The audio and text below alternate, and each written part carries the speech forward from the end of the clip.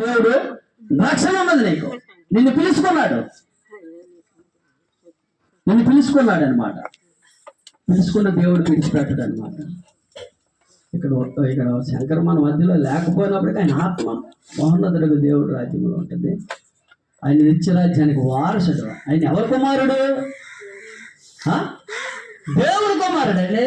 శంకరు మన మనుషులతో మనం అందరం దేవుడి కుమారులమే. కానీ దేవుడు తెలుసుకోకపోతే ఏం పరిస్థితి ఏంటి? తెలుసుకున్నాడు.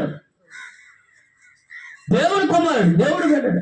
అసలు దేవుడి కుమారుడు అనే ఆ మాట మనకు చాలా వీతిగా ఉన్నది. కానీ సృష్టికర్త దేవుడు, మీరు నా కుమారులు, నా కుమార్తెలు, మరి అలాగే జీవించాలన్నమాట. ఎలా జీవించాలా? ఆయన కుమారులుగా, కుమార్తెగా. స్పష్టం దేవుడు నా కుమారుడే అనడానికి ఆయన లక్షణాలు కలిగి మనం జీవించాలి. ఆయనలో ఉన్న ఒక గుణమైన మనల్ని ఏలుబడి చేయాలి. ఆయన ఏలుబడి చేయాలా? దేవుడు మనల్ని ఏలాలి. మన పుట్టుకి ఆయన ప్రణాళిక, మన పుట్టుక అనేది అంత విలువైనది. దేవుడు మహోన్నతులకు దేవుడు యాకోబుకు చూడండి, యాకోబు